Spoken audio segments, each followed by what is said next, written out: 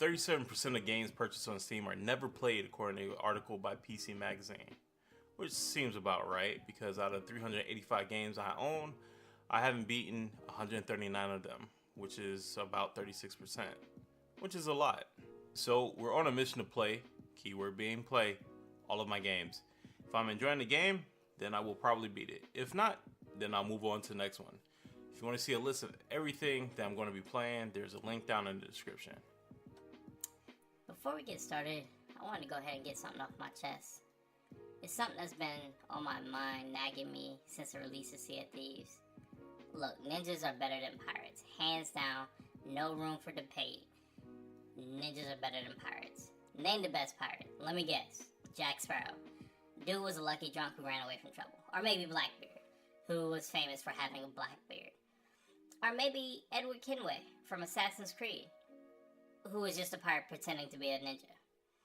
All the cool things he did were while he was pretending to be a ninja. Just saying, the Boy Scouts are better than pirates.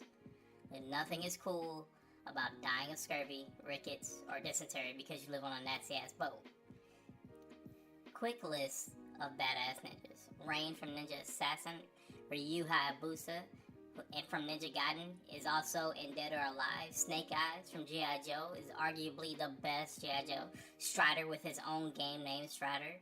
Rikimaru and Ayame from Tenchu, which is one of the best ninja games ever released on the PlayStation.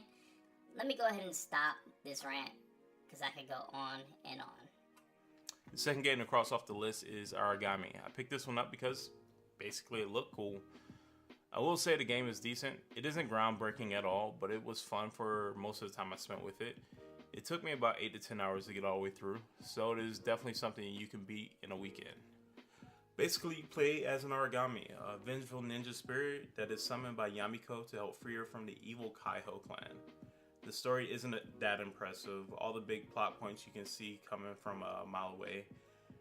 Not to say that it's bad, it's just something that's not going to keep you on the edge of the seat, pushing you forward to complete the game. The majority of the game, you're collecting talismans to set Yamiko free. Every time one is collected, you're treated to a short 2D cutscene that serves as memories for Yamiko and helps give the Aragami motivation for his quest. The voice acting is a little weird.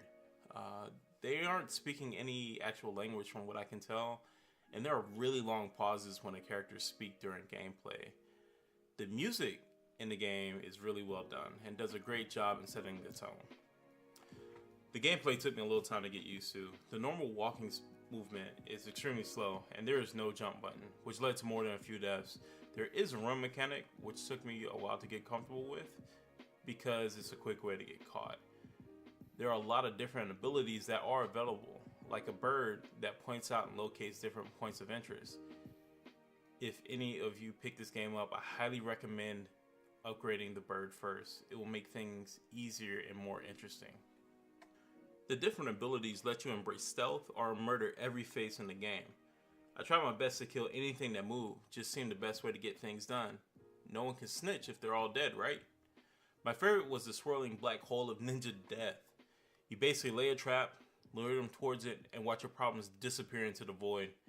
The information hub is all located on the Aragami, giving you cues as to when you're hidden versus easy to spot, which ability you have selected, and how many uses you have left.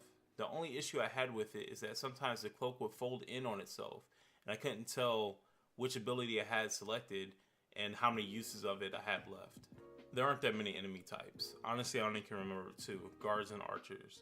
There are different hazards, like some guards have a light that rotates around them, which makes it easier for you to spot if you get too close.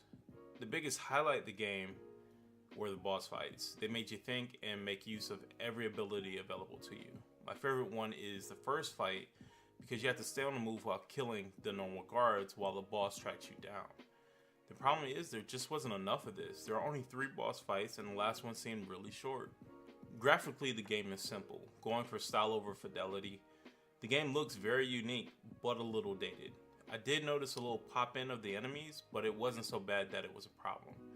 Some of the animations were rough, leading me to believe that they didn't use motion capture, but keyframed the whole thing. Like I said before, this is a decent game, and I recommend it if you can get a good deal during a sale. It is a little rough around the edges, but if you get past the beginning, there is some fun to be had. Well, if you enjoyed the video, go ahead and give it a like, comment, and subscribe.